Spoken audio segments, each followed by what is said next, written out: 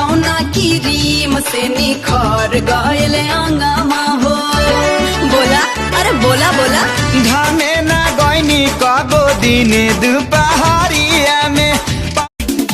निरहुआ के संगे खूब फिल्म बनवनी, पवन के संगे जाके दिया बुतवनी।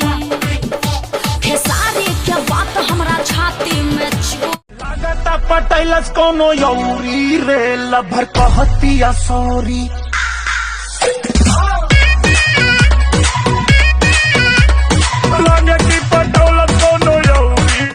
हाय एवरीवन, ये मेरा दोस्त है, चाइना से आया है।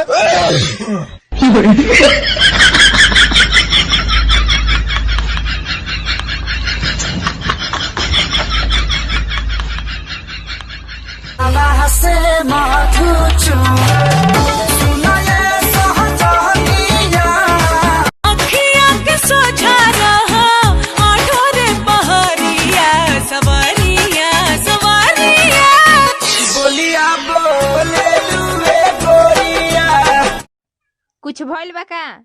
अरे पूरा गांव में हाला क देले बारन स कि फलानवा के मेहरारू खोचर या दो गली ही हो। तो का सोचतानी? ई है कि बात लीक कैसे हो गई। बोले का हो? अरे ए हो बोले का हो? आवन तोहरा के हम लंदन घुमा दी टॉप मॉल में।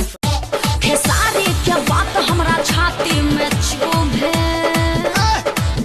तोहरा के चुमा ले हम खूबे। क्या कौना की रीम से निखर गयल अंगमा हो। बोला अरे बोला बोला। घामे ना गईनी कगो दिने दुपहरिया में। बाटे सादा मोबाइल पर अतना गुमान, अरे अतना गुमान। जब टच वाला लेबो तो चलो बाऊ दान। खाना बंद करो सालो सुनो। देखो देखो देखो देखो अब करो ना हम पे यूं। कोई बिजली गिरने वाली। ये बिजली गिरी तो तुम्हीं पे गिरेगी, जब प्यार करने वाले जनता ने 60 बताई। एगो तू ही बड़ू रानी, हम दिल से कहतानी, गलत फहमी बातों है।